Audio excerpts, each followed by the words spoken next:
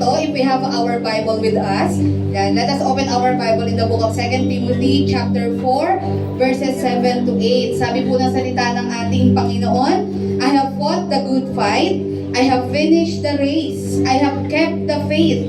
Verse 8, now there is in store for me the crown of righteousness, which the Lord, the righteous judge, will award to me on that day. And not only to me, but also to all who have longed for His appearing. Amen. Palakpakan natin ang salita ng Panginoon. Amen. Samahan niyo po ako na itaas sa Panginoon ang kanyang makasalita. Our dear Heavenly Father, we entrust unto Thee your very words. Touch every soul, touch every heart in this place. Na tunay nga po muli kami, Lord, na lalalim, lalago sa pamamagitan ng inyong mga salita. And to Thy servant, Lord, samahan niyo po ako that I may utter only words that will honor Your name, that will, Lord God, magbibigay ng kalakasan, mag-edify po sa bawat isa sa umagang ito. We lift You, Lord Jesus, in our midst. This is our prayer. Amen. Isa po muling palakas sa palakpak sa ating Panginoon. Amen. Tayo po'y makakaupo na po. Muli sa lahat ng mga batang edad 4 hanggang 10 years old, kayo po'y ating inaanyayahan sa ating children's area, doon po sa may likuran. Ayan. Alam ko po, you know the drill na po sa mga bata. Ayan. Ages 4 to 10 years old. Ayan. Meron po tayong Sunday school. Yan, doon sa may likuran. Amen. Next week po, ano pong ating isa-celebrate? Anniversary na po. Ayan. So next week po, mag-invite po tayo. Pakisabi sa katabi natin, mag-invite po tayo. At saka medyo mas maaga lang tayo. Yan. So kung ngayon nagsisimula tayo ng 9:30, next Sunday po for our anniversary on May 31, anong oras po? 9 a.m. Ayan. So medyo i-adjust natin ng 30 minutes yung mga time po natin. Ayan. Kasi nga po, it's an anniversary. Ayan. So marami po tayong ilo-look forward na gagawin ng ating Panginoon. Amen? Anong oras po next Sunday? 9 a.m. Ayan. So medyo aagahan natin ng 30 minuto. Ayan, ang ating pong pagdalo sa lugar na ito. Amen? And of course, i-claim po natin at ipanalangin natin ang katagumpayan po ng celebration at ang pangungusap ng Lord sa bawat isa. Amen? Ang mahalaga naman po dyan is ano po? Ayan, ang bawat isa ay handang makinig. Ang bawat isa po ay ready to receive mula sa ating Panginoon. Amen? Ganyan, I know sa umagang ito, ready na po ba ang bawat isa to receive once again ang salita po ng ating Panginoon? Amen. Of course, align pa rin po sa ating tema, ayan sa buwan na ito. Ayan, so this morning ako po ay magpo-proceed na po sa ating pong topic. Ayan, at tulad nga po ng binasa natin kanina, in the book of 2 Timothy, or 1 Timothy, 2 Timothy po pala, chapter 4, verses 7 to 8. Ayan, binigyan ko po ang title ng ating pong pag-aaralan sa umagang ito. Pakibasa nga po. Ano pong sabi dyan? A life well lived. Ayan. Sino po dito ang nagnanais na yung alam niyo po na na-fulfill nyo kung ano talaga yung purposes o layunin po ng buhay ninyo. Amen. Sino po yung gustong mabuhay and mamatay? Yan. Or kunin na ni Lord sa mundong ito na alam mo, you are doing. Kung ano, or ginawa mo, kung ano man yung kalooban at pagkakatawag ng Lord sa inyo. Sino po? Pumalakpak nga po sa ating Panginoon. And this morning po, ito po yung ating pagbubulayan at pag-aaralan po natin. And of course, ang ating pong verses ay hinango po natin sa sinabi po ni Apostol Pablo. Ayan, ito po ay kanyang sinambit. Yan, kasi nga po, during this time, ito po yung time na siya po ay na-capture na at nasa Rome.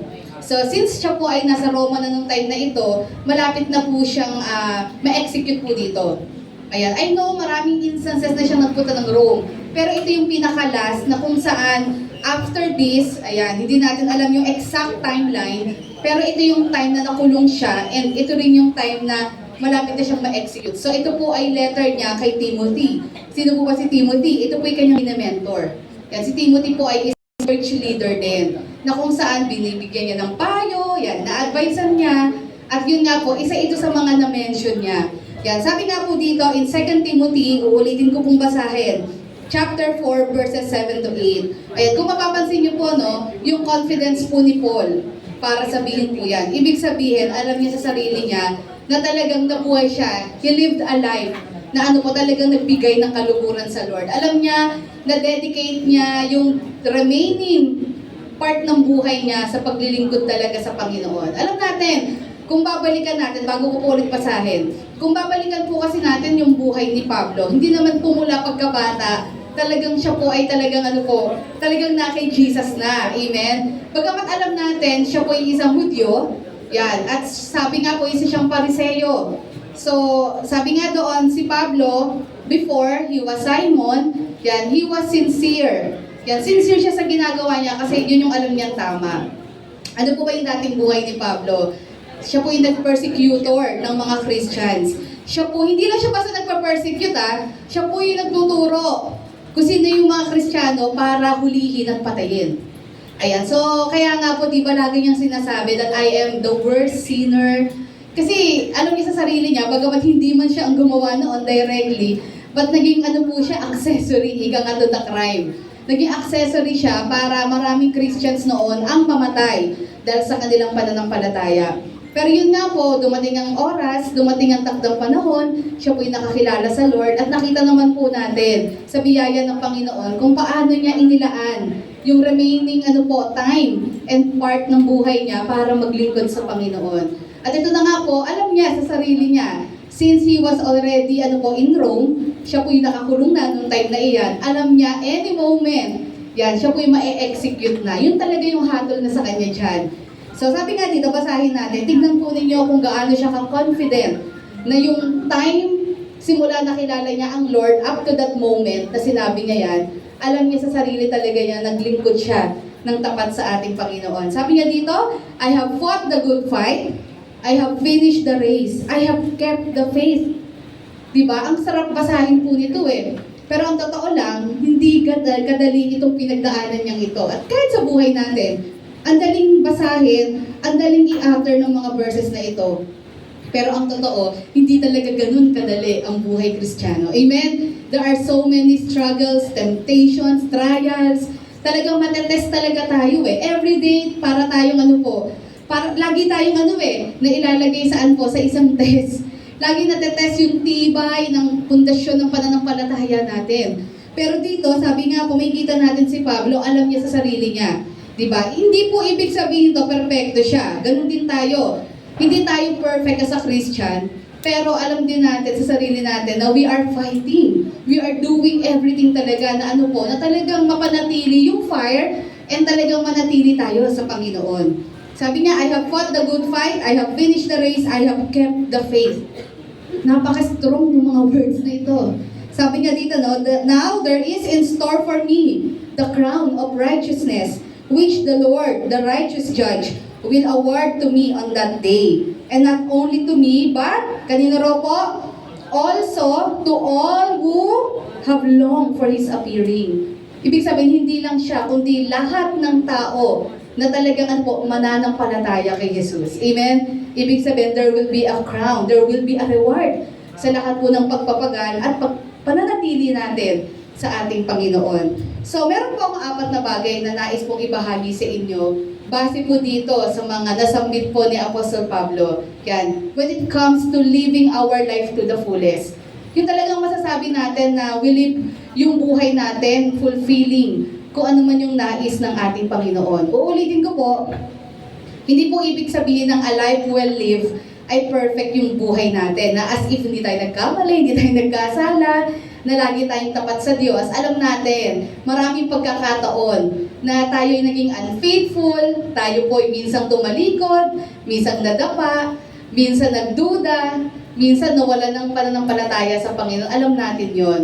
Pero something that we should be grateful and thankful for sa Lord. Kasi sa lumipas ng mga panahon, bagamat alam natin may kanya-kanya tayong pinagdaanan, tama po ba? May kanya-kanya tayong naging struggle sa faith natin. But here we are. Yan, standing in His presence.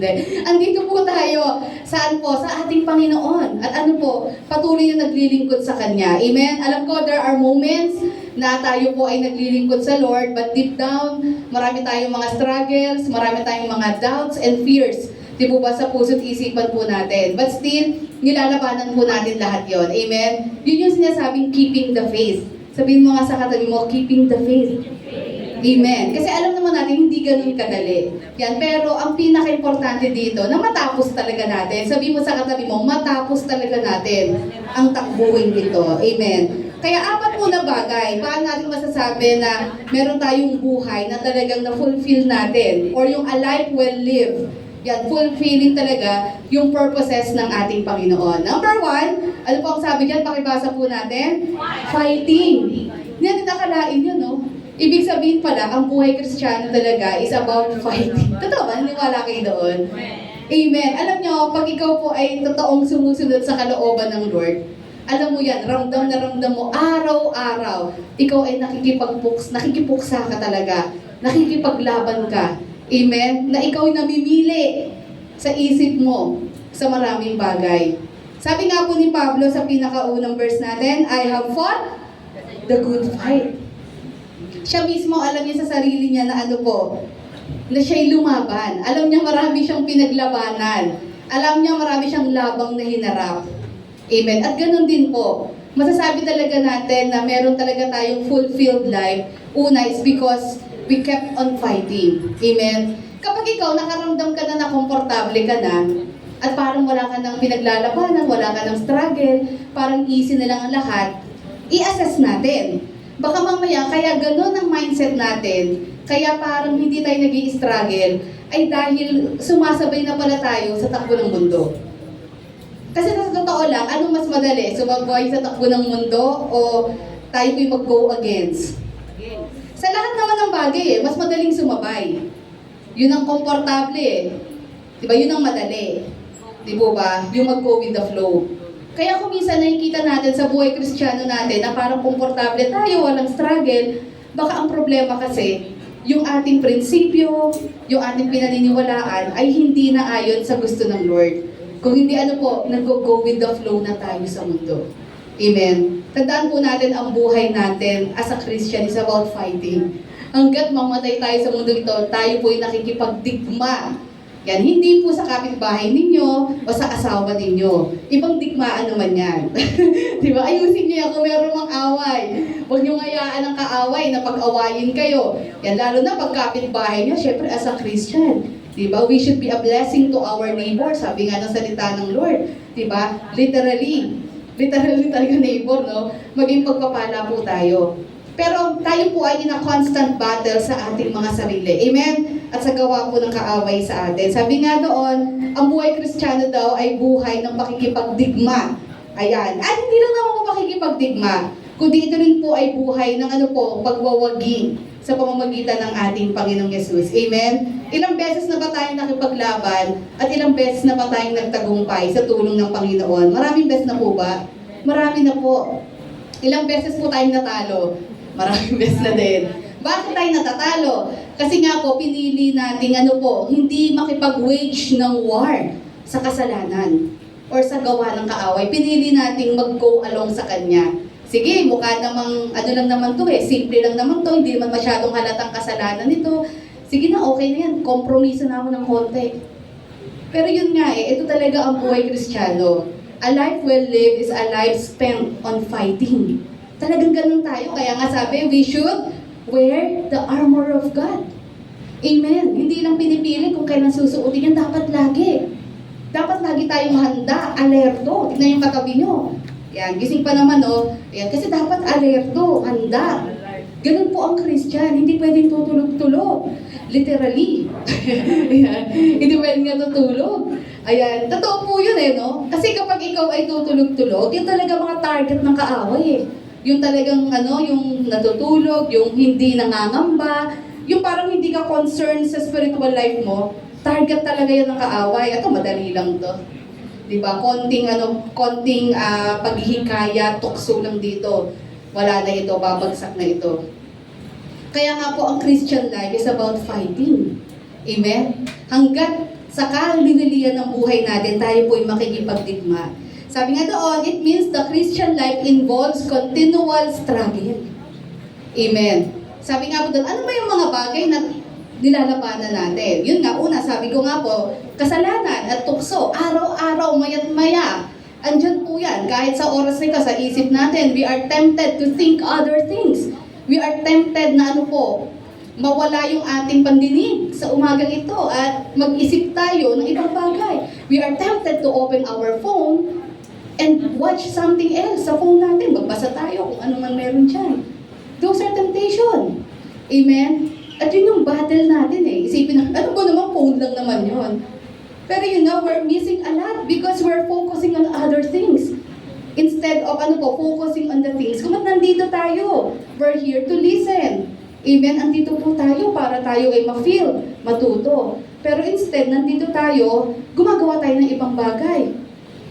Yan po ay temptation, yan po ay paraan ng kaaway para i-divert yung attention po natin. Yan yung sinasabi natin, continual struggle po natin. Ito po yung mga bagay na pinaglalabanan natin, kasalanan, tukso, ano pa? Makamundong impluensya. Amen. Kaliwat kanan na andyan po iyan. Ang dami natin nakikita, napapakinggan, napapanood. We have our cellphone with us. Ang dami pwedeng maki-impluensya sa isip natin. Kaya nga kung ano yung lagi mong pinapanood at pinakikinggan, nagiging ganun ka na rin. Tama po ba? Hindi mo namamalayan, no? Sabi mo na, ina-entertain ko ng sarili ko. Yan, pero hindi mo namamalayan yung manner of speaking mo. Pag sagot-sagot mo, parang ganun ka na rin. Kaya nga, be careful kung ano yung sino yung pinakikinggan, pinapanood natin, because it can greatly influence us. Magiging ganun din tayo.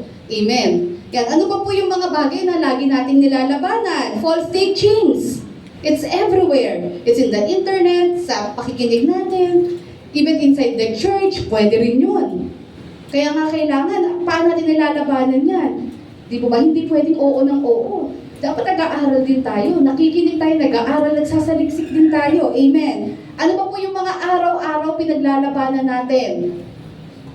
Pagdududa, takot, discouragement, everyday. Humaharap tayo sa mga ganyang bagay. Mga senaryo sa buhay natin, sitwasyon sa buhay natin na nagsasabi sa atin na huwag ka nang maniwala sa Diyos kasi ganyan na lang lagi ang sitwasyon mo, puro ka na lang problema, parang hindi ka na nawalan. Diba? Ito yung mga sitwasyon na tayo ay tinitrigger ng kaaway para mawala tayo sa presence ng Panginoon at mawala yung pananampalataya natin sa Kanya. And of course, yung mga attacks of the enemy. Amen?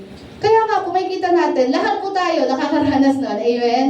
It means we are struggling. It means because we have the desire to do what is right in the sight of God. Ito yung mga bagay na araw-araw, minu-minuto, segundo, kahit sa loob ng church, walang exception, na kinakalaban natin. Amen? Ano po ang sabi din po ni Pablo in 1 Timothy chapter 6 verse 12? Sabi niya kay Timothy, pakibasa ko, fight the good fight of the faith. Ano sabi niya? Take hold of the eternal life to which you were called when you made your good confession in the presence of many witnesses. Sabi niya, fight the good fight of faith. Pag sinabi natin pakikipagdigma, we're not struggling or we are not waging war sa kapwa-tao po natin. Hindi yan ang kalaban natin. We're not talking about physical battle, but we're talking about spiritual battles. Amen? Sabihin mo nga sa katabi mo, spiritual battles. Pag sinabi natin spiritual battle, it means, ano po yun? We are trying our best, doing our best to obey God kahit mahirap. Kaya nga sabi ko po, ang totoong lumalakad sa katuwiran at kabanalan ng Panginoon, nakakaranas ng struggle araw-araw. Amen? Bakit? Kasi bilang mga tao, di po ba, naturally, mas gusto nating magkasala kaysa sumunod sa Lord. Yun talaga yung natural na instinct ng ng katawan natin, ng sarili natin, ng flesh natin. Mas gusto natin gawin yung mali. Kasi mas nakaka-enjoy yun, mas yun yung komportable sa atin. Kaya nga, kapag ikaw ay nag-i-struggle, yan, it means you are in the right path. Kung may nararamdaman kang struggle at nararamdaman mo nakikipaglaban ka, di po ba? Kasi ang pinaka-aim naman natin to fulfill kung ano yung gusto ng Panginoon, it means we are walking on the right path. Amen? Pero yun nga, tulad nga na sinabi ko kanina, kung wala tayong nararamdamang struggle as a Christian, na parang ang easy-easy lang ng lahat ng bagay, baka hindi kasi naman talaga natin tinatalima o sinusunod ang kalooban ng Lord. Kaya ang daling mabuhay as a Christian kasi baka nagko-compromise tayo. Pinipili natin yung easier path. Ika nga, pinipili natin yung maluwag na daan kesa yung narrow road. Di ba? Sabi nga ni Jesus, meron dalawang daan, yung narrow way and the broad way. Yung, syempre, anong pipiliin ng tao? Instinct na pipiliin yung lalakaran, yung maluwag, yung komportable, yung madali. Ba't ko pahirapan sarili ko? Pero sabi nga, ang buhay Kristiyano is like, walking in the narrow way. or narrow path. Hindi madali. Maraming dapat isuko. But because we love God, we want to obey Him, we are willing, to pay the cost. And we are willing to fight kung ano man yung gusto ng sarili natin para masunod natin yung gusto ng Panginoon. Amen? Sabi nga doon, ibig sabihin, we are fighting, fight of faith. May tinatawag tayong fight of faith. Yan, lumalaban tayo para sa pananampalataya natin. Bakit? Kasi ano ba yung mga bagay na dapat natin gawin as believers every day? Una, we should deny our sinful desires. Amen? It's easier said than done. Madaling sabihin at ituro yon. I-deny natin yung mga sinful na yung mga fleshly desires natin. Pero ang totoo, mahirap yon. Pag nag-i-struggle tayo, amen? Minsan gusto mong magalit. Yun talaga ang gusto mong gawin. Mag-react, magalit. Pero alam mo hindi yun yung tama. So, yung ikokontrolin mo yung sarili mo, napakahirap po nun. I-deny natin yung yung mga sinful desires natin. When we say fight of faith, anong ibig sabihin nun? Dapat araw-araw we are pursuing righteousness. Every day, ang goal natin is mag-grow tayo, mag-mature tayo, gawin natin ang tama. Hindi gawin natin ang komportable sa atin. Ika nga, everyday, ang lagi natin pinapanalangin at hinihingi ng tulong sa Lord, Lord, turuan niyo po ako to do what is right. Kahit alam kong marami akong mababangga at marami akong struggle dito, at alam kong hindi ganun kadali, but help me pursue what is right. At alam nyo, uulitin ko, hindi ganun kadali yon. Madaling sabihin, pero in reality, alam nyo yan, may kanya-kanya tayong mga buhay. Alam natin, hindi ganun kadali. But we want to please God eh. Amen? Gusto natin bigyan ng kaluguran sa Lord. So kahit mahirap, gagawin natin. Of course, sa tulong niya. Ano pa po? I-protektahan natin yung relationship natin sa Lord. Amen? Kasi yun ang intention ng kaaway. Sirain ang ating relasyon sa Diyos. Palayuin tayo sa Diyos. Kaya ito yung inilalaban natin araw-araw. Na hindi makagawa ang kaaway, makapasok ang kaaway, makagawa ng kaaway ng paraan para malayo tayo sa Diyos. At isa ito sa pinaglalabanan natin araw-araw. And of course, yung manatiling tapat tayo sa ating Panginoon hanggang sa huli. Amen? Sabi nga po sa Ephesians chapter 6 verse 12, ano po ang sabi dyan? Basahin natin. For our struggle is not against flesh and blood, but against kanino pa po? Against the authorities, against the powers of this dark world, and against the spiritual forces of evil in the heavenly realms. Amen? Hindi po laman at dugo ang kalaban natin. Hindi kapwa natin ang kalaban natin. Mahirap to, mas mahirap to. We are fighting on the spiritual realm.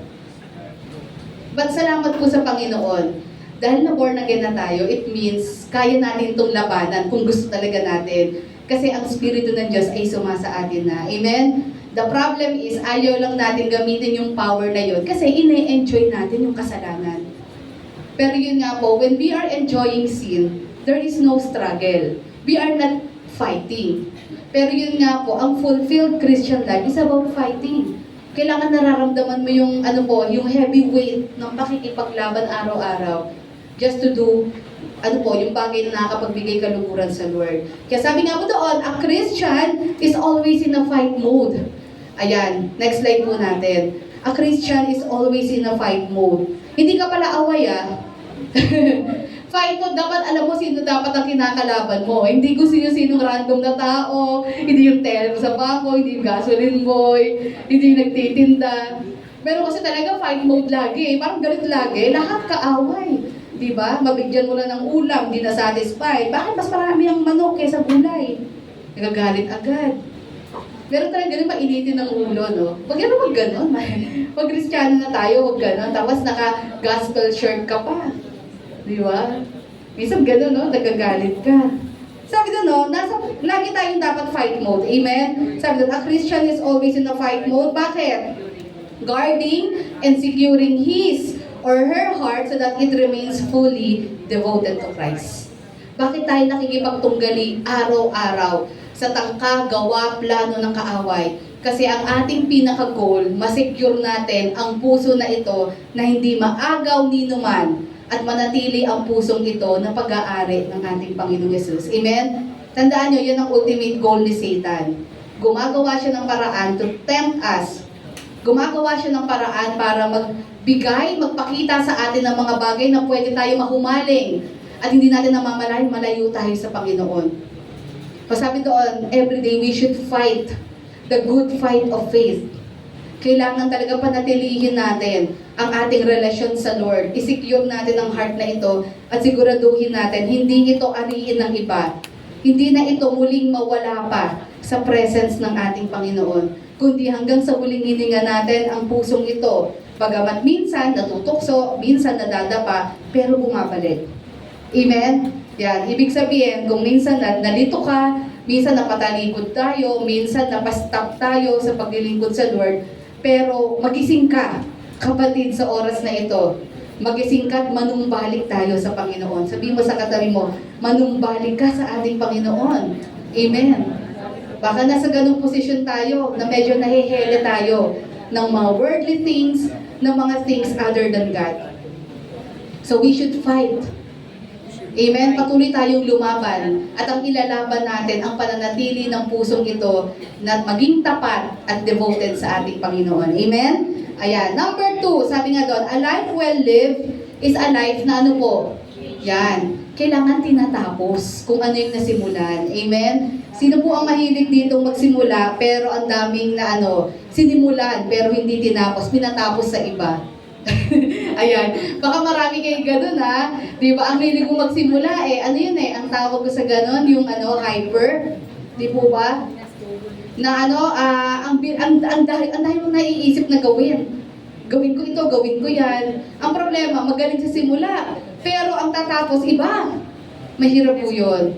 Kaya nga kahit po sa gawaing bahay bakit minsan hindi nakakatapos ng gawaing bahay? Ayan, ito may na-observe kasi ako niyan. Chismis. Ayan, kasi nga po, nagsimula siya, nagwawalis. Tama yan, napachismis siya. Hindi natapos. Di po ba? Tapos, ang matindi, hindi ba siya tapos magwalis, magugulat ka, ako naghuhugas. Uy, meron pa dito.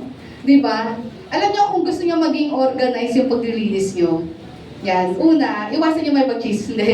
Pag gusto niyo maging organized yan, tapusin niyo muna. Kunyari, magkaroon kayo ng ng tawag things to do. Totoo yun. Magwalis ka muna, magwalis. Tapusin mo. Pagkatapos magwalis, maghihiwa ka ng mga gulay, pangalawa yun. Pangatlo, ganito, maglinis ka ng CR.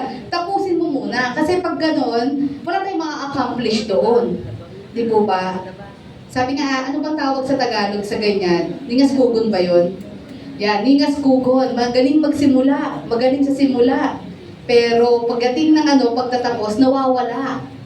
Ayan, baka ganun tayo Yan, kaya yung mga classmates nyo sa nung college kayo, nainis sa inyo Kasi lider-lidera ka nung umpisa Sige na, simulan natin. Tapos ito plano. Ikaw, alam, ang galing Ang daming alam, no? Kalaunan, nawala.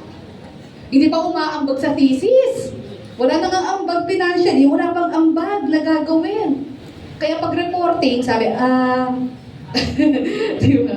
Alam na alam ng professor nyo pag hindi nyo alam yung topic nyo. Di ba? May ganun kasi, no? Ikaw, assign ka sa introduction. Minsan sabi ko nagtithesis ako, bago ako mag-share. Sabi ko, ba't gano'n? Assign sa introduction, ganyan. Sabi ko, dapat, sige, for the sake na lang na may magawa, may role lahat. Pero dapat, yung iba kasi, napapansin ko, inaaral introduction lang. Aralin mo yung buong nyo, yung thesis nyo, yung project nyo. Tapos pag tinanong ka ng teacher mo, kala mo introduction ng tatanong niya sa'yo. Hindi! Tatanong niya yung yung tungkol sa thesis nyo. May mga ibang estudyante, hindi naman siguro dito kayo yun. Diba? May iba ganun talaga. Tapos halata mo talaga na nagbabasa lang Alam mo sino talaga yung nag-aral at sino yung nagbasa lang. Binasa lang Kaya nung nag-explain na, panay salo naman yung tumatapos. Kasi meron kang kagrupo na siya lagi tumatapos. Siya napupuyat. Tapos sabi, sige, ito na lang ang bag ko. Bibigyan na lang ako ng pera. Tapos yung tumatapos, siya lagi tagasagot. Kaya yung professor naiinis. Kasi ang gusto niya, lahat sasagot. Now, obvious to rin kung sino yung nag-aaral, sino yung hindi. Anyway, naiano ko lang naman yun. Kasi sabi ko, napapansin ko ngayon, gano'n. Ayan. Kasi sabi, pag kayong mga estudyante, magpag-aralan nyo yung project nyo. Di ba? Hindi pwedeng introduction lang. Talagang know your projects by heart. Intindihin nyo. Magsaliksik kayo. Ika nga, magsunog kayo ng kilay. Mag-aral kayo ng mabuti. Amen? Ayan. O anyway, balik tayo dito. Sabi nga doon, a life well lived is a life na ano po, you finish what you start. Amen. Anong sabi po ni Pablo dito? Pakibasa natin yung kasunod na sinabi niya. I have finished the race. Amen. Ibig sabihin, alam mo yung importansya ng lahat ng sinimulan mo ay dapat matapos. Kaya sabi doon, it is not about how we started in our faith, but how faithful we remain in the faith until the end. Amen. Ang dami po kasi na lalo yung sinasabi, naalala ko nung ako'y bago pa lang. Naalala ko nung ganito, 1985, 1987, ayan. Diba, napakatagal ng mga panahon. Maganda rin naman nilulukbak natin yon. Maganda din naman nire-recall natin yon kasi it inspires us nai-ignite din yung passion natin.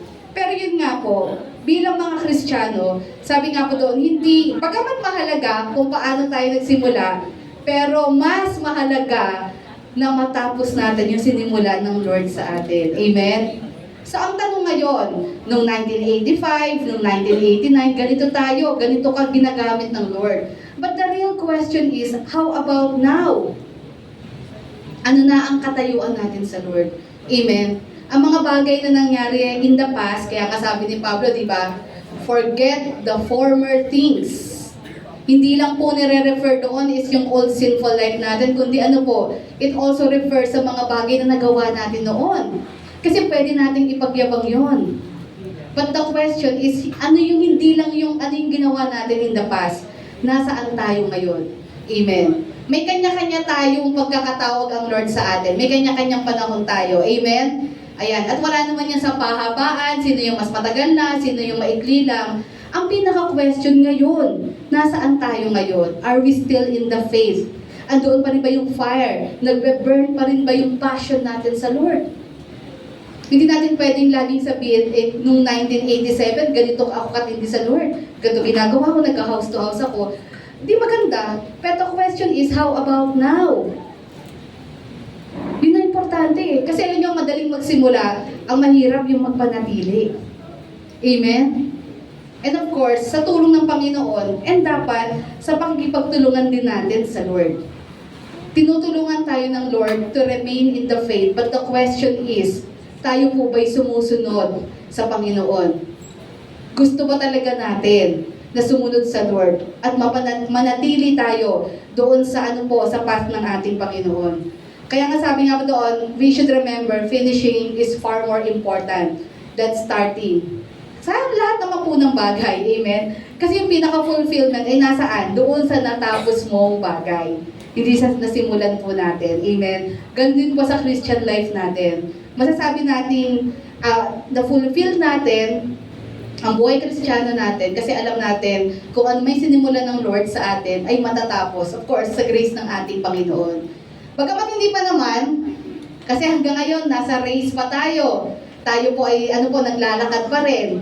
Amen? So, hindi natin alam kung hanggang kailan ang buhay natin sa mundong ito. But if there's one thing that we should pray, we should plead to the Lord, we should work out, ay manatili tayo until the end sa ating Panginoon. Amen. Kaya nga sabi doon, the Christian life is like a marathon. Ayan. Sabi nga doon, a long distance race designed to endure every experiences and challenges. Yan, diba? Ano ba yun? Ang marathon kasi mahaba yan. Ilang kilometro yan. At ang marathon, hindi pabilisan yan. Ang kailangan sa marathon, patibayan. Yun po ang labanan dito. Sino bang mahilig mag-marathon dito? Mag-Netflix marathon. Nag-Netflix marathon pala. Akala mo, marathon tayo. Yung pala, hindi pala. Physical lang gagawin. Marathon lang pala ng mga movies. Mahirap yung marathon. Kailangan pinaghahandaan yon. Kaya nga si Pablo, ang hilig-hilig niyang gamitin lagi yung mga ganitong analogy sa sa Bible. Kasi nga alam niyo po, si Pablo po ay nag-minister in Europe. Specifically, sa Greece. Alam naman po natin, yung lugar na yan is known for the Olympics. Noong time po ni Paul, may Olympics na nun.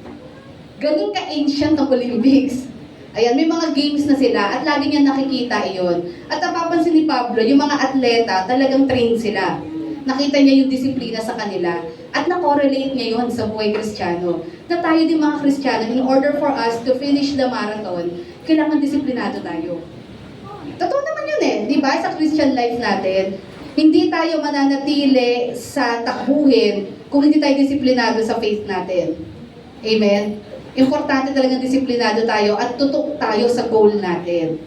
Alam natin kung ano pa talaga ang goal natin, ano pa talaga yung mahalaga sa buhay po natin. Kaya nga sabi doon, yung Christian life natin, hindi siya basta takbuhin lang. Ito yung marathon. A long distance race designed to endure every experiences and challenges. Amen? Alam natin sa marathon, hindi siya ganun kadali. Matagal yon. Marami kang pagdadaanan, lubak, mabundok, di po ba? Straight path, rocky path, lahat yan, madadaanan natin.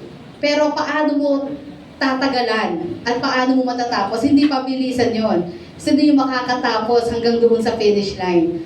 At ibig sabihin, pag nag-join tayo ng marathon, dapat tinatapos. Amen? Ayan, ibig sabihin, kahit gaano katagal, tapusin natin. Sabi doon, once we begin this race of faith, we are called to persevere and finish it faithfully. Amen? We are called to finish it ng may katapatan sa ating Panginoon. At alam po natin, ang race po, ang marathon po, kung saan inihalin tulad ni Pablo, ang buhay Kristiyano natin ay hindi madali. Amen? Hindi ganun kadali matapos ang race na ito. Bakit? Katulad ng isang marathon, maraming obstacles, ano po? Yan, maraming mga barriers, maraming hadlang. May mga bagay tayo kakaharapin na parang suko na ako, hindi ko na to kaya. Parang hirap naman ito. Di ba ganun din ang Christian life natin? Parang iniisip natin in the middle ng ating pong pagtakbo, parang masasampot tayo sa isang sitwasyon na parang may way out ba dito? Lord, anong gagawin ko dito? Kakayanin ko bang makaalis dito? Ganun talaga hindi laging madali. Pero yun nga po, maraming hadlang, maraming obstacles, at minsan, nabagsak tayo. Amen? Sino po dito ilang beses nag-fail? I think lahat naman po tayo. Amen? At kahit naman yung mga runners, they fail Nagpapahinga sila, napapagod sila, nadadapa sila. But the question is, nananatili pa tayo nakadapa? O bumabangon tayo kahit mahirap? Kahit magkasugat-sugat tayo, bumabangon ba tayo at nagpapatuloy? Amen. Yun po talaga yung may mindset na tatapusin ko to. Ganon din po ang Christian life. Hindi po porke dumanas tayo ng problema, isasabihin natin, Lord, babalik na lang ako, ayoko na Lord. Hindi ko na itutuloy ang paglilingkod ko sa iyo kasi ang hirap, ang daming challenges, ang daming dapat isurrender. Hindi ko na kaya ito. Stop na ako. Hindi dapat. Bagamat maganda na nagsimula tayo, pero pinaka-the best at pinaka-nararapat tapusin. Tandaan po natin, sa race na ito, we are not alone. Sabi mo nga sa katabi mo, hindi naman tayo nag-iisa. Akala ka, kaya may mga Christians na minsan hindi nagpapatuloy. Kasi akala natin tayo lang mag-isa. Nakakalimutan, nawawala yung trust natin sa Lord. Nakakalimutan natin, all throughout this race, ang Lord ang naglagay sa atin dito. Philippians 1:6. Di po ba? He who began a good work in you will carry it on to completion until the day of our Lord Jesus Christ. Siya ang naglagay sa atin sa race na yan. Siya rin ang magbibigay ng strength sa atin to endure and to finish the race. Pero minsan pinangungunahan tayo ng takot at pagdududa natin. Na hindi isip natin, iniwan tayo ng Lord, walang pakialam ang Lord sa atin. Kaya sa oras na ito, may kanya-kanya tayong situation sa race ng buhay na ito.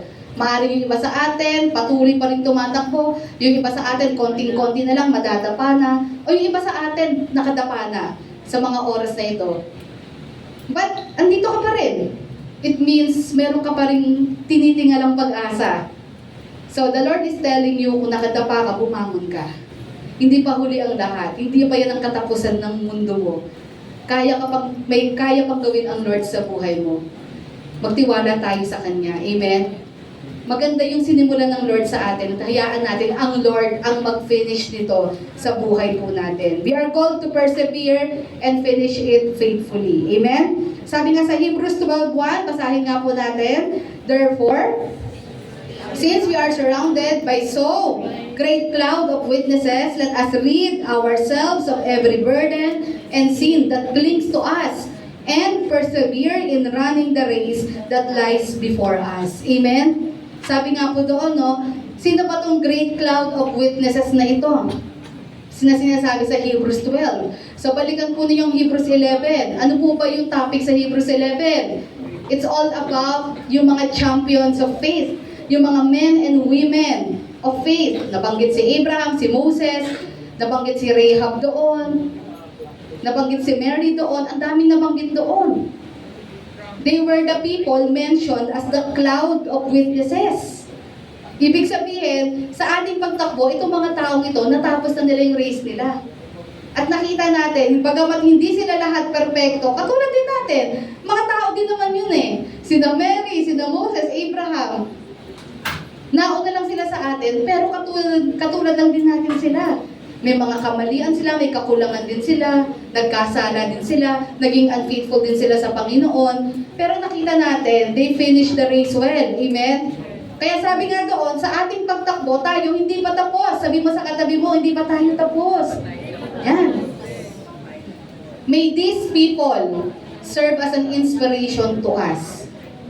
Kaya nga tayo nagbabasa ng Bible eh. Kaya nga natin pinag-aaralan, binabasa at binubulay ang buhay nila. Hindi para ma-entertain tayo. Binubulay natin ang buhay nila because may natututunan tayo sa kanila. At nare-realize natin, para din pala akong si ganito. Para din pala ako si Mary, para din pala akong si Moses. Diba? Nakikita natin ang sarili natin sa mga taong ito. Tama po ba? At nakita natin paano nila pinagtagumpayan ang buhay nila. Paano silang natatiling tapat sa ating Panginoon until the end. Kaya din sinasabi sa Hebrews 12:1, since we are surrounded by so great a cloud of witnesses, una, these people should be an inspiration to us. Natapos nga nila eh. Kung titingnan nga natin, mas matindi pa nga si Joseph sa pinagdaanan kaysa sa buhay ko. Pero natapos nga yung race niya faithfully. Itong mga taong ito, mas matitindi ang pinagdadaanan sa buhay. And of course, huwag natin i-compare yung buhay natin sa kanila. Kasi sabi niya sa Hebrews 12, may kanya-kanya tayong race track. May kanya-kanya tayong race marked out for us. Di ba sinabi doon? Ibig sabihin, may kanya-kanya tayong lalakaran. May kanya-kanya tayong path. May kanya-kanya tayong pagdadaanan. Hindi pwedeng sobrang similar natin sa isa't isa. Pero ang maganda doon, iba't iba man yung path natin, iisa lang ang ending lahat yan. Amen? Kanino po? Sa ating Panginoon. So these people, this cloud of witnesses, these men and women of faith, na nabuhay noong sinaunang panahon, matagal na panahon, they were ordinary men and women just like us. Pero nakita natin yung mga struggles nila na pag-aralan natin, nababasa natin. Kaya yan natin nababasa para matuto tayo from them. We can learn from their mistakes at gayahin natin yung mga tamang nagawa nila. I-apply natin sa buhay natin. Amen? Sila ngayon, since natapos na nila yung race nila, sila ngayon nag-cheer sa atin na matapos din natin yung race natin. Amen? Ayan, sabi doon, no? Since we are surrounded by so great a cloud of witnesses, let us rid ourselves of every burden and sin that clings to us. And, anong sabi sa kasunod? Persevere. Sabi mo nga sa katabi mo, persevere in running the race that lies before us. Amen? Kaya nakita nyo, di ba sa racetrack, may kanya-kanya silang linya doon. O isipin nyo, ganun din tayo. Yan. Huwag kang agaw ng linya o racetrack ng katabi mo. Doon ka magtutok sa race mo. Huwag kang pumupunta sa racetrack ng iba. May kanya-kanya tayong racetrack. Pero iisa lang lahat ang finish line yan. Amen? So, ang mahalaga doon, matapos nating lahat yung race na ibinigay ng Panginoon sa atin. At sabi nga doon, anong dapat natin gawin? Let us rid ourselves of every burden and sin that clings to us. Kasi yun naman talaga eh. Kung meron man pinaka-obstacle sa atin, alam niyo kung ano po yun? Kasalanan. Kaya tayo hindi nakakapagpatuloy kung minsan sa ating pong pananampalataya ay dahil sa kasalanan. Yun naman po talaga. Kaya ang sabi dito, ito yung dapat nating tanggalin. Kasi hanggat we entertain sin, we entertain idols sa buhay natin, ito talaga magpapabagal sa atin. Worse, ito ang pwedeng magpa-stop sa atin. Amen? At hindi na tayo magtuloy doon sa finish line. Sabi nga po sa Acts 20 verse 24, ano po ang sabi din po dito ni Pablo? Sabi niya dyan, however, I consider my life worth nothing to me. Anong aim niya daw? My only aim is to finish the race and complete the task the Lord Jesus has given me. Anong task po yun? The task of testifying to the good news of God's grace. Sabi po ni Pablo dito, no? Wala ko ibang hinahangad, kundi matapos ko kung ano yung pagkakatawag ng Lord sa akin. Amen? Ganon din po ba ang mindset natin? Na Lord, matapos ko yung calling mo sa akin. At specific dito, itong binanggit ni Pablo dito, ito naman talaga ang task nating lahat. Na ano po yun? To testify about the grace and goodness of God. Kaya nga po sabi sa kasunod, ayan, proclaiming the gospel through words and actions is a lifelong mission. Sabi mo nga sa katabi mo, lifelong mission. Yan. Kung sa trabaho, may retirement. Sa paglilingkod sa Lord, walang retirement. Siguro, pwede kang mag-retire kung nagtuturo ka, nagpipreach ka, dahil medyo may edad ka na, malabo na paningin mo, hindi ka na makatayo ng matagal, pwede yun. Pero tandaan po ninyo, sa paglilingkod sa Lord, walang retirement hanggat humihinga tayo. Patuloy tayo nagsaserve sa ating Panginoon with all the strength and capability na ibinibigay niya sa atin. Amen? Proclaiming the gospel through words and actions is a lifelong mission. There is no retirement on this calling unless it is Jesus who calls us back home. Dami na yan. Ang dami na natin mga kapatid sa pananampalataya. Mga minsan na nating nakasama. Dami ko na nakasama sa ministry. At marami na rin sa kanila ang kinuha na ng Lord. Kasi maaring hanggang doon na lang talaga yung mission nila. Eh, hindi rin naman tungkol yan sa pinakamahaba, pinakamatagal. Ibig sabihin, kahit maikli lang ang inilagi mo sa mundong ito, ang mahalaga, nagawa mo, natapos mo kung ano yung pinagagawa ng Lord sa atin. At ito po yung pinaka-general task nating mga Christian, to proclaim the gospel. Ibig sabihin, hanggang tumanda na tayo, di po ba? Hanggat humihinga tayo at buhay tayo, patuloy natin ibabahagi si Jesus. Hindi lang sa salita, pinaka-importante sa gawa natin, sa kilos at pag-uugali natin, kailangan ipakilala natin ang ating Panginoong Jesus. Hindi natin pwede sabihin matanda na ako o bata ako, or hindi ko na kaya. Kahit tayo matanda na, kayang-kaya pa rin natin iproklama ang Panginoon. Amen? Kayang-kaya pa rin natin ipakita sa buhay natin. Kailan mag-i-stop yan? Kapag kinuha na tayo ni Jesus sa mundong ito. It means we already finished the race. Yun ang pinakamahalaga. Lord, hanggang huling hininga ko. Di ba yun na importante doon, no? Lord, I pray hanggang sa huling hininga ko, ang aking puso ay umaawit pa rin ng papuri sa iyo. Ako pa rin ay patuloy naglilingkod sa iyo. Hindi man ako nakakagalaw, hindi man ako nakakapagturo na, hindi man ako nakakahayo, pero yung buhay ko pa rin ay nakikitaan pa rin ng kaluwalhatian mo. Amen? Ito po talaga yung mission ko. Kaya hanggang sa kahuli-hulihan, kaya walang susuko. Sabi mo sa katabi mo, walang susuko. Walang nagre-resign. Amen? Yan, walang nagre-resign sa ministry. Di po ba? Kasi tandaan nyo, when we talk about ministry, it's not just inside the church. What we do for Jesus outside is actually a ministry. Amen? Paano ka nakikisalamuha sa pamilya mo, sa kaklase mo, sa katrabaho mo, ministry yan. Ang tingin natin sa ministry, sa church lang kakanta, magtuturo, hindi. Ilang porsyento lang yan. Ang totoong ministry natin, sino ka sa magulang mo, sino ka sa asawa mo, sino ka sa mga kapitbahay mo, sino ka sa mga kabarangay mo, sino ka sa mga kaskwela mo, sino ka sa mga guru mo, sino ka sa mga boss mo, katrabaho mo. Yun ang totoong ministry natin. Amen? Okay? Wala talagang magre-resign. Wala talagang titigil. Amen? Alam nyo, sabi ko nga minsan, sabi nila, bakit daw may nabe-burn out na Christian? Ano nyo ang na-realize ko dyan sa pag-burn out na yan? It's because may mali tayong pananaw when it comes to serving God. Tandaan nyo, never tayong pinareassure ng Lord. Kailan ba na-pressure si Jesus? If you will remember, no? Sabi niya sa mga disciples, sige, Kung sino yung gusto, sumunod. Kung ayaw nyo, okay lang. Okay, sumunod. Hindi mo namimilit ang Lord eh.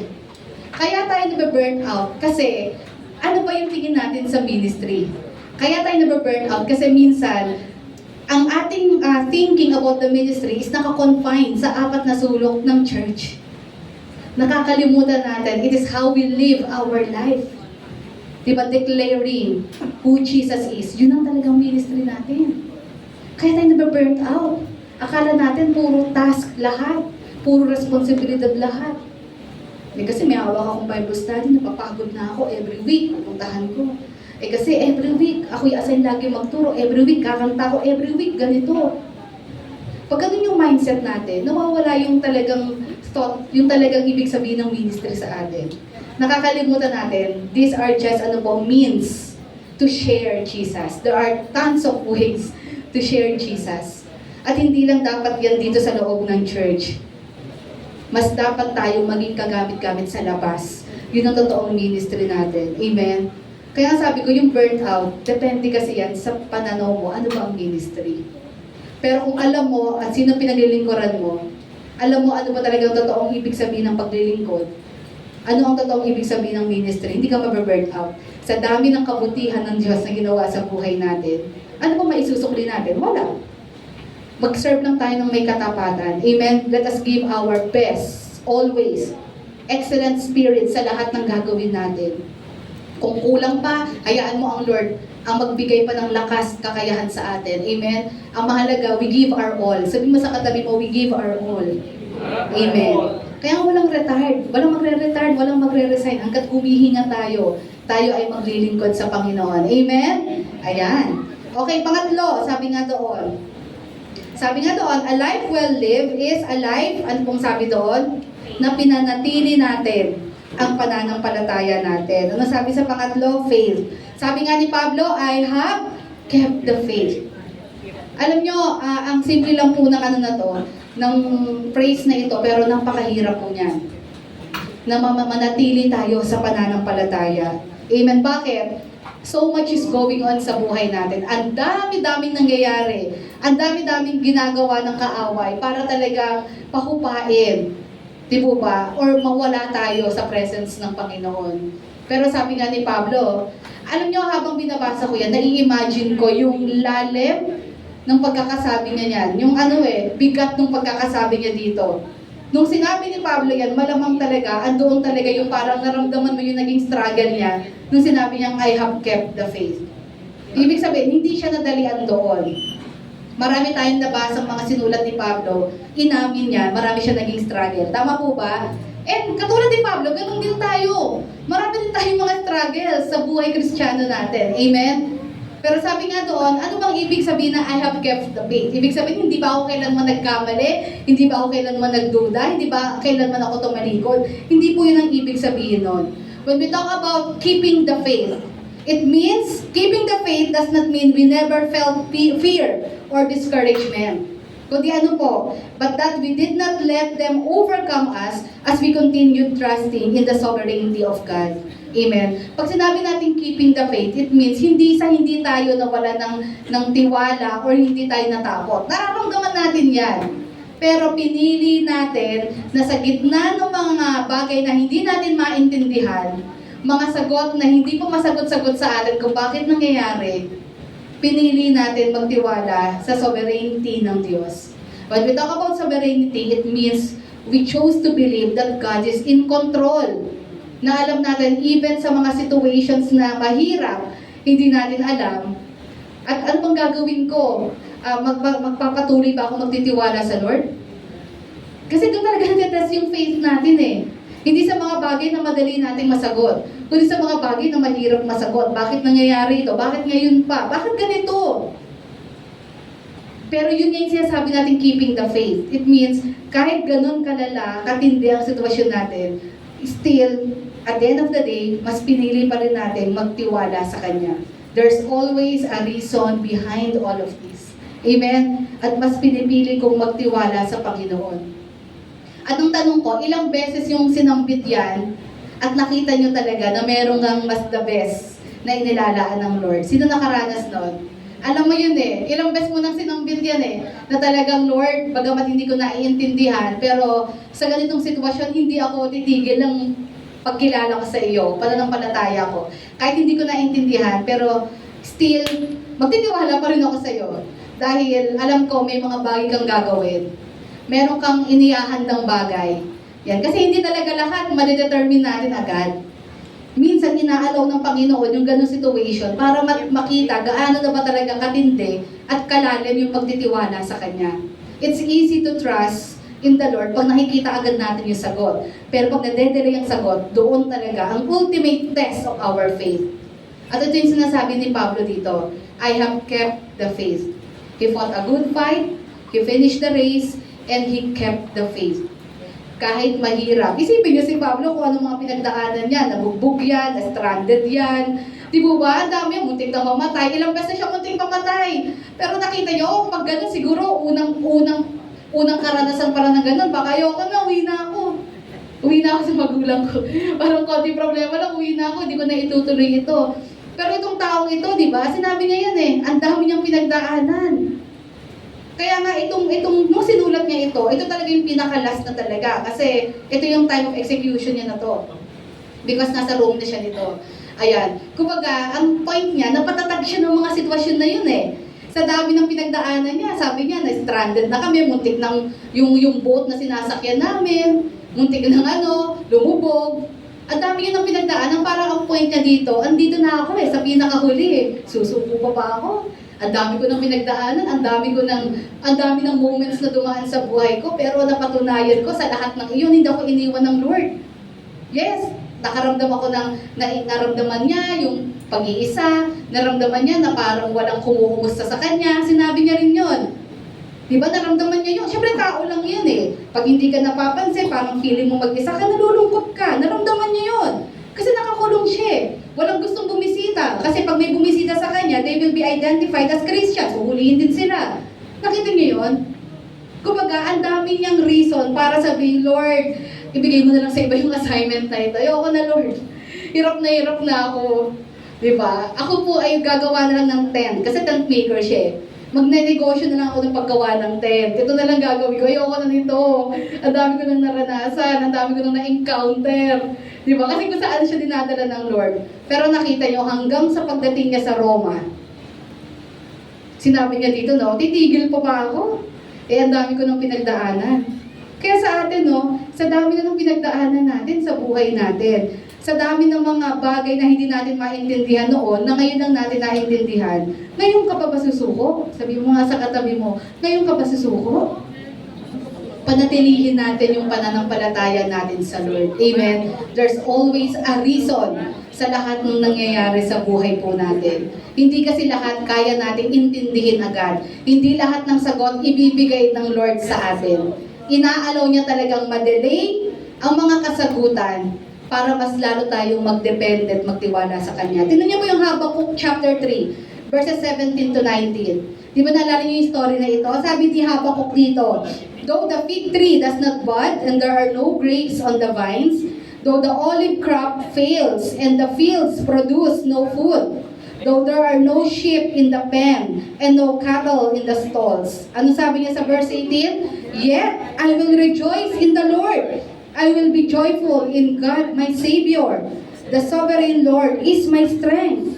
He makes my feet like the feet of a deer. He enables me to tread on the heights. If you will study the book of Habakkuk, nung umpisa puro siya reklamo sa Lord. Puro siya tanong, bakit ganito Lord? Anong nangyayari sa amin? Bakit kami, ito yung time na sinabi ng Lord na they will be conquered by the Babylonians. Bakit ganito? Ang dami niyang tanong. Bakit mo hinahayaan ito Lord? Ba't hinahayaan mo ang chosen nation mo dumanas ng ganito? Ang dami niyang tanong sa Panginoon. Pero nakita niyo, ang ganda ng redemption niya nung huli. Yun ang maganda doon. Nung huli, na-realize niya. Diba, pinaliwanagan siya ng Panginoon dito. Then nung huli, na-realize niya talaga na hindi lahat ng bagay kailangan sagutin ng Panginoon sa atin. There are times talaga na ang pangahawakan lang natin, yung faith natin sa Kanya. Kaya sabi niya dito, kahit wala ng mga cattle, wala ng mga mamumungang mga puno, ng igos, wala na lahat yan, ang sabi niya, mananatili akong nagagalak sa ating Panginoon. And he mentioned here, the sovereign Lord is my strength. Ibig sabihin, nasasabi niya ang mga bagay na ito, lumalakas siya at nakakaramdam siya ng joy. Hindi dahil sa sitwasyon. Because if we will look at the situation, kahit nga sa bansa natin, if we will look at the situation of our nation, kahabag-habag, kalunos-lunos, lahat na nang pwede nyo sabihin word, di ba? Nakakalungkot ang nangyayari sa bansa natin. And yun nga po, sabi nga doon, sometimes, di ba, all we need to do is to really pray sa ating Panginoon. Di po ba? Of course, yung ibang paraan pwede natin gawin. We should stand for what is true. Gawin natin yun. Pero yun nga po, wag pawawalain natin to kasi may mga bagay hindi natin kayang kontrolin. Di po ba? Pero kaya natin magtiwala sa Lord. Lord, ganito yung nangyayari sa amin. Pero pinipili ko na sa ganitong sitwasyon. Di ba? You will redeem our land. Di ba? I-redeem mo itong bansa namin. And sabi ko nga, baka kailangan kasi ang mga Christians ay mag-arise at talagang ipag-pray at mag-intercede para sa bansa. Baka binabaliwala na natin ang situation ng bansa natin. Baka kailangan natin manalangin. Kailangan natin maging example. Amen sa bansang ito. Ang dami natin pwedeng gawin, pero wag natin pawawalain yung ating corporate prayer for our nation. Kaya ngayon ang calling ng church sa bansa, manalangin. Mag-intercede. Mag-plead sa Panginoon. Anyway, balik tayo dito. Sabi nga po dito, no? Sabi ni Habakuk, na-realize niya ito. Sabi niya doon, hindi niya nasabi to kasi maganda ang sitwasyon. Nasabi ni Habakuk ito. Bakit? Nasabi ni Habakuk ito dahil mas pinili niya magtiwala sa kung ano yung gagawin ng Diyos. At yun po yung tinatawag ng keeping the faith. Kahit hindi po natin maintindihan. Sabi nga sa James chapter 1, verses 2 to 3, consider it pure joy, my brothers and sisters, ano sabi dyan? Whenever you face trials of many kinds. Verse 3, pakibasa po, because produces perseverance. Sa totoo naman po yun eh. Paano ba tayo nagmamature at nag-grow sa faith natin? Dahil sa mga pinagdadaanan natin. Amen? Bagamat nagbabasa tayo ng Word of God, pero iba yung pagdaanan mo, yung sitwasyon na iyon, at ma-apply mo ang mga promises ng ating Panginoon. Yun talaga ang nagpapalago, nagpapalalim sa atin. Kaya nga, alam nyo, pag marami ka ng pinagdaanan sa buhay, at talagang pinagkatiwala mo sa Lord, pinili mo manampalataya sa Lord, may kita mo, no, ang tough mo as a Christian, sabihin, andoon talaga yung pananatili mo sa Lord, kasi na-witness mo eh, ang dami mo nang na-witness, na suliranin sa buhay mo. Yet, in all that, na-witness mo din yung kabutihan ng Panginoon. Kasi pinili mo magtiwala sa Kanya. Even sa mga moments na ang hirap magtiwala kasi wala kang nakikitang kasagutan. But still, we chose to trust Him. Remember, He is God and we are only humans. Hindi lahat ng bagay malalaman natin sa Kanya. Doon natin makikita yung difference niya sa atin bilang Diyos. Hindi natin abot ang pag-iisip ng Diyos. Kaya may mga bagay na hindi natin naiintindihan. But eventually, maiintindihan natin kung mananatili tayo sa pagtitiwala natin sa Kanya. Amen? Sa oras na ito, maaaring ganun yung situation natin, natetest yung faith natin. May mga sitwasyon tayong kinakaharap. Baka ang sinasabi ng Lord sa atin, mag-hold on ka. Sabi mo nga sa katabi mo, hold on sa iyong pananampalataya. Magtiwala tayo sa Panginoon. Amen? Tandaan mo, meron pong ending ang lahat ng bagay. Meron pong light at the end of the tunnel. Amen? Hindi ka laging nasa kadiliman. Meron ding hangganan lahat ng pinagdadaanan natin. Amen? Ano ang dapat hindi natin pawalan? Yung pagtitiwala sa Lord. Sabi nga doon, in our Christian journey, God allows trials to shape us and lead us to depend on Christ. Through this, we grow strong and mature. Amen? Ayan, ang mga pagsubok ay nagtuturo sa ating magtiwala at dumepende sa Kanya. Kasi baka masyado tayong dependent or confident sa sarili natin. Kaya inaalaw ng Panginoon ng mga pagsubok para matuto tayong tumawag sa Kanya, humingi ng tulong sa Kanya. Kasi yun naman talaga dapat ang ginagawa natin. Amen? At doon talaga tayo lumalago at nagmamature as a Christian. Hebrews 10:23, ano po ang sabi po doon? Basahin natin. Let us hold unswervingly to the hope we profess, for He who promised is faithful. Ito pangahawakan natin. Anong sabi po dyan, no? Sabi doon, huwag tayong bibitiw. Dahil ang nangako sa atin ay tapat. Sabihin mo sa katabi mo, ang nangako sa atin ay tapat. Kaya nga, we can hold firmly in our faith because God is faithful. Sabihin nyo nga po sa katabi nyo, God is faithful. We can keep the faith because God is faithful. Amen? Kaya kaya natin panatilihin ang pananampalataya natin. Kasi alam natin, yung sinasampalatayanan natin ay tapat na Diyos. Amen? Alam natin, hindi niya tayo pababayaan. Kaya sabi doon, we can hold firmly to our faith because God is faithful and He will sustain us until the end. Amen po ba? Ayan. And kaapat po natin at panghuli, anong sabi po doon? Fulfillment. Ibig sabihin, a life well lived is a life na nakafocus saan? Doon sa eternal rewards. Sabi nga po doon, no, ni Pablo in verse 8, now, there is in store for me the crown of righteousness, which the Lord, the righteous judge, will award to me on that day. Amen. Sabi niya, sa lahat ng, alam niyo, pag binasa niyo yung verses na yan, mararamdaman mo talaga, dami niyang pinagdaanan bilang Kristiyano. Pero ito yung nilook forward niya. Something that we should also look forward as a Christian. At alam mo sa sarili mong you are doing your best, giving your best to truly follow and obey God in your life. Tulad din na sinabi ni Pablo, anong sabi niya? Alam niya meron nag-aantay na crown, reward para sa kanya. At sabi niya dito, sino magbibigay ng crown? Ang righteous judge, ang ating Panginoon. Ibig sabihin, makatuwiran siya. Ibibigay niya yung nararapat para sa atin.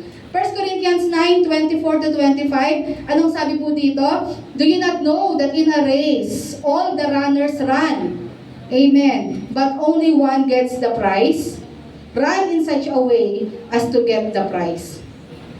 Ang kaibahan po niyan sa buhay Kristiyano, di po ba? Pwede tayong lahat makakuha ng prize.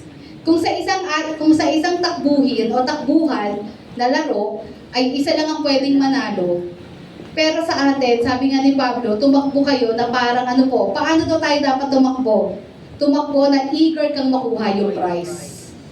Sabihin, tutok ka. Focus ka sa goal. Alam mo yung goal mo, alam mo yung dahilan kung bakit ginagawa mong mga bagay na ito. Alam mo yung dahilan ba't ka naglilingkod. Alam mo yung malalim na kadahilanan yan. Yun po yung runner na tutok sa prize. Alam mo, hindi mo lang ito ginagawa just to please men. But we are doing this to please Him, to please the Lord. Itutok natin ang ating mata kay Jesus, the author and perfecter of our faith. Ganun po, katulad ng isang runner na saan siya nakatutok, doon sa finish line. Ganun din dapat ang mindset natin. Ang mindset natin to finish the race and win the prize. At paano natin gagawin yun? Tumutok tayo doon sa prize. Sa pinakadahilan bakit natin ito ginagawa. Sabi sa verse 25, everyone who competes in the games goes into strict training. They do it to get a crown that will not last, but we do it to get a crown that will last forever. Amen? Ayan. So may kita natin na si Pablo, mahilig din siya talagang manood ng mga ganito. Kasi nga, yun naman libangan nila nung araw eh. Di po ba? Mahilig siyang manood ng mga ganito, mga ganitong mga sports, competition. Kaya iaano niya ikukumpara niya yun sa buhay Kristiyano. Sabi niya dito, in order for us to win the prize, sabi doon, we should, ang sabi niya dyan, we should go into strict training. Nakita niyo yung mga atletang nananalo, hindi naman nanalo yun overnight. Hindi nag-training overnight. Alam niya, matinding training, disiplina, ang ginawa ng mga yan para sila'y manalo. Kaya nga di ba mga athlete, yung mga nagko-compete sa mga Olympics, ganyan, hindi naman yan nag-overnight lang eh. Hindi lang yan nag-trip lang, trip ko mag-basketball, trip ko mag-swimming. Hindi ganun. Yung mga yan, mula pagkabata, nagtitrain na yan. Di po ba? Yung mga nanalo sa mga Olympics, tignan nyo track record ng mga yan. May kita nyo, bata pa lang, sumasabak na yung mga yan. Marami na silang mga naging losses. Matindi ang mga trainings nila, matindi ang discipline nila in order for them to win the prize. At ganun din po sa atin. Bagamat wala namang mauuna sa atin or may mananalo lang ng prize, lahat naman tayo pwede makakamit ng prize. Pero yun nga po, we should undergo strict training. Paano paraan? Disiplinahin natin ang sarili natin. Amen? Paano disiplina? Yung mga nabanggit natin kanina na. Di po ba? Lumaban tayo. keep the faith, tutukan lang natin ang Panginoon, alam natin dapat kung sino yung dapat maging focus natin, di po ba? I-resist natin ang kasalanan. Ito yung mga bagay na dapat gagawin natin for us to finish the race. Amen? Para ma-win natin yung prize na ito. Sabi doon, no, ginagawa nila ito for a crown that will not last. Pero tayo, we are doing it for a crown that will last forever. Kaya sabi doon, no, if an athlete can endure hardship for a temporary crown, how much more should Christians endure knowing that an eternal crown awaits us? Amen? Kung ang isang atleta nga, gigil na gigil, tutok na tutok, para makuha yung yung medal. How much more tayo mga Kristiyano na yung makukuha nating reward is eternal. Kaya dapat mas desidido tayo. Diba? Mas tayo, on fire tayo palagi. Ayan, sa ating pong takbuhin.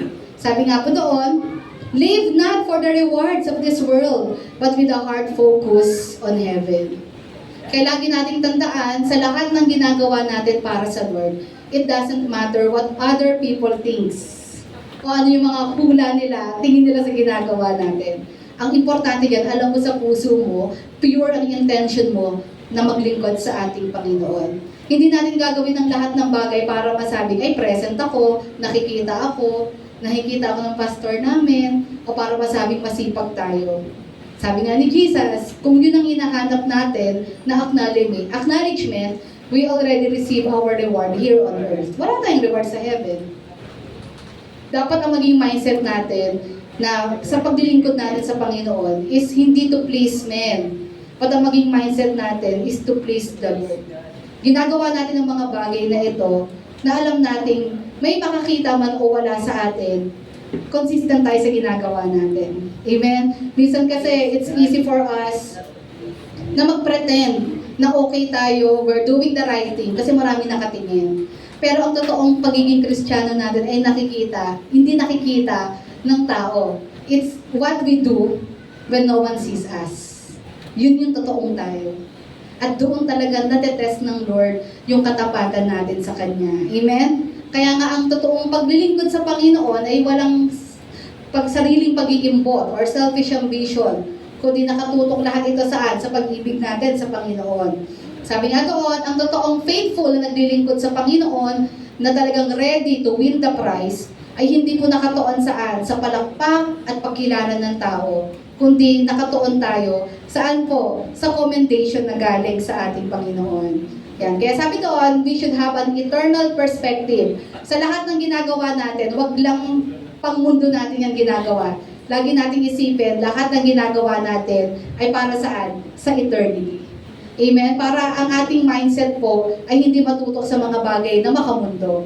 Hindi lang tayo maghangad ng mga bagay na makamundo, kundi mas hangarin natin yung pinaka-the best reward na galing mismo sa ating Panginoon. Amen? Yan. Kaya it's about humility. Yan. Humility, di po ba, yung totoong paglilingkod sa ating Panginoon. May nakakakita o wala, still gawin natin yung dapat nating gawin because ginagawa natin ito para sa Lord. Amen? At sa pagtatapos po natin, tayo po tumayo sa umagang ito. Sabi nga po sa 1 Corinthians 15:58, therefore, my dear brothers and sisters, stand firm. Let nothing move you. Always give yourselves fully to the work of the Lord, because you know that your labor in the Lord is not in vain. Amen? Sabi doon, maging matatag tayo, wag nating hayaan na tayo ay ma-move ng anumang bagay sa mundo. Do not let trials, sin, temptations, worldliness move us away from the Lord. Huwag nating hayaan tayo ay mag-give up na lang ng ganun-ganun sa Lord dahil sa mga bagay na ito. Anong sabi doon? No? Let nothing move you. Always give yourselves fully to the work of the Lord. Ilaan ng buhay natin buong buo sa ating Panginoon because our labor in the Lord will never be in vain. Amen? Lagi natin ilagay yan sa ating mga puso't isipan para alam natin kanino at para saan ba talaga tayo naglilingkod sa mundo ito. Kaya nga sabi doon, no, a life well lived is a life faithfully devoted to the Lord. That is the word. As we end this month, faithful. Yun talaga yon. Para masabi natin talagang nabuhay tayo, na talagang may fulfillment tayo, na talagang nagawa natin pinagagawa ng Lord. Di po ba? It's not about yung galing, or yung haba, o yung dami ng ginawa natin. It is about how faithful we are sa task na pinagkatiwala ng Lord sa atin. Enduring every obstacle and finishing the race by His strength. Amen? Kaya kapatid, sabihin mo sa katabi mo, huwag kang susuko. Sama-sama nating tatapusin. Sabihin mo natin, ang takbuhin na ito. Amen? May kanya-kanya po tayong pagkakatawag sa Lord. We should not compare ourselves sa katabi natin sa isa't isa. May kanya-kanyang pinagagawa ang Lord sa atin. Ang gusto ng Lord, tutukan natin yung pinagagawa niya sa atin. Tapusin natin yun ng may pagmamahal at nakatutok lamang sa ating Panginoon. Yun ang hinahanap po ng ating Panginoon. Amen? And sa umagang ito, bago tayo manalangin, awitin natin itong awit na ito. Ayan. Itong awit na ito nagsasabi na, ay, sabi ko nga, may kanya-kanya tayong time, kailan tayo tinawag ng Lord. Maaaring iba sa atin, matagal na, yung iba, bago. Marami na tayong pinagdaanan. Pero yun nga po, we should always acknowledge na nanatili tayo nakatayo because of the grace of God. At yun nga po, kahit matagal na tayo naglilingkod sa Lord, 20 years, 30 years po tayo, ay hindi mabago. Yung talagang dahilan po ng paglilingkod natin. Na hindi lang sa simula tayo, talagang excited yan sa ating Panginoon. But mapanatili yung excitement na yon, yung pag-ibig na yon, mas lumalim pa as time goes by. And of course, matapos natin ito, at purihin tayo, ang Lord mismo ang mag-comment sa atin. Amen? So itong awit nito, awitin po natin, na ito yung declaration po natin sa ating Panginoon. Amen. God of my youth, I remember your call on my life to be on.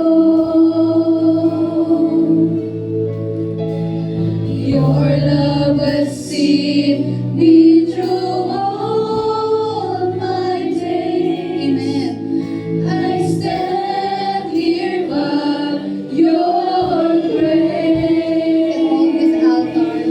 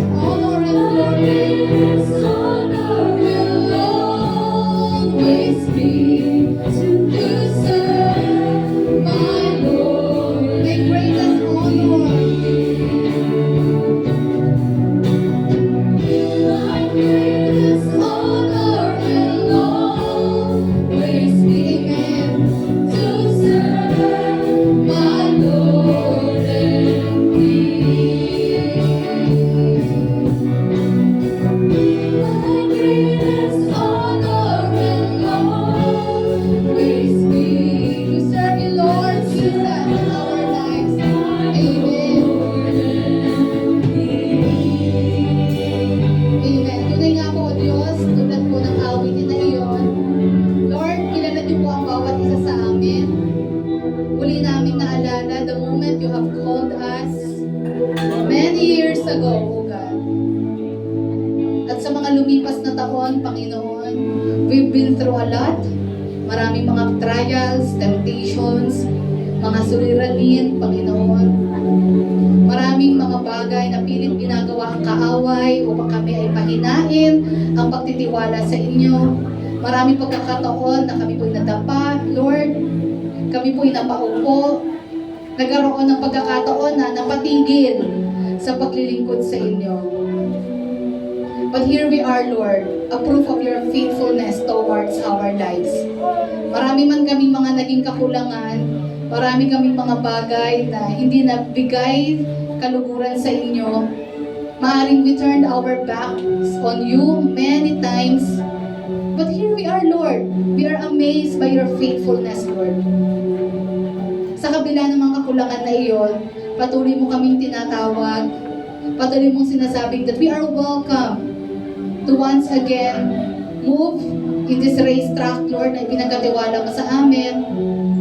Patuloy mong sinasabi, mahal mo kami, Panginoon, at meron kang magandang layunin, plano sa aming mga buhay. Lord, sa panahon ng kadiliman, naramdaman namin, Panginoon, ang pagkalinga, pagyakap at pagtawag mo, Panginoon. And here we are once again, Lord, patuloy na naglalakad, Panginoon, dito sa race, Lord, na pinagkatiwala mo sa amin. Hindi ganun kadali, Lord. Ang daming mga obstacles, ang daming mga hindrances. But Lord, as we always remember that you are our Savior, our faithful God, alam namin we can endure everything. Malalagpasan namin lahat ng bagay sa tulong mo, Panginoon. Tulungan niyo po kami, Lord, na hindi kami ma-distract ng mga bagay sa paligid namin. But just like an athlete, Lord, magkaroon kami ng focus sa prize, Panginoon, na inilaan mo sa amin. More than any crowns, Lord. Ikaw ang tunay na crown namin, Panginoong Jesus. To finish, Lord, what you have entrusted unto us. To finish with faithfulness, with joy. And for you to acknowledge, Lord, ang mga pinagkatiwala mo sa amin at masabi mo, job well done, Lord. Ito po yung greatest honor and prize possession po namin, Panginoon. Kaya Lord, sa takbuhin ito ng buhay namin, maaring mahaba-haba pa, Lord, ang aming tatakbuhin, lalakarin. Pinagkakatiwala namin ang aming buhay sa inyo. Tulungan niyo po kami, Lord, na tumatag pa ang aming pananampalataya. Tulungan niyo po kami, Lord, na sa inyo lamang tumingin sa lahat ng oras. Magkaroon kami ng eternal perspective, eternal goal. Na tunay nga po, hahangarin lang namin ang mga bagay na makalangit, Panginoon. Patuloy pa po, Lord, palalimin ang aming pong pananampalataya sa inyo. Help us to live an obedient, disciplined life na nakakapagbigay ng kaluguran sa inyo. Hayaan mo ang buhay na ito ay maging buhay na patotoo, na buhay ka, Panginoong Yesus. Sa pamamagitan ng pakikasalamuhan namin, pakikipag-uusap namin, ay tunay nga pong masabi ng maraming tao, buhay si Jesus. That you can change lives, Lord. That you can transform anyone. That you can set anyone free sa anumang bagay na bumabagabag o sa anumang naging imprison sa bawat isa. Gamitin mo ang buhay na ito hanggang sa aming huling hininga, Panginoon. Na Lord, sa bawat paglakad namin sa race na ito, punuin mo lagi kami ng kagalakan because we know whom we are serving. We know why we are serving. Malinaw po sa amin bakit namin ginagawa ang lahat ng bagay na ito. Salamat po, Panginoon. Alam mo ang kalagayan ng bawat isa. Alam mo, Lord God, ang sitwasyong spiritual ng bawat isa. At ang dalangin ko, Panginoon, katagpuin mo kaming lahat sa lugar na ito. Nawa sa umagang ito, muli na ignite yung fire of serving you, yung fire, Lord, of passion unto you. At patuloy, Lord God, magkakaroon kami ng motivation, Lord, to honor you for the rest of our lives in everything we do at sa ang lugar mo man kami dalhin. Maraming salamat sa umagang ito. Higit sa lahat, salamat dahil ikaw ang Diyos na tapat, na kailanman hindi nagkulang sa aming mga buhay. Just like Apostle Paul, Lord, ito din nawa ang maging declaration namin at the end of this life that we have finished this well, we have lived our life according to your purposes, at nabigyan ka namin ng kaluguran sa pamumuhay na ito. Salamat po, ito ang aming panalangin in Jesus' mighty name. Amen. Palakpakan natin ang ating Panginoon.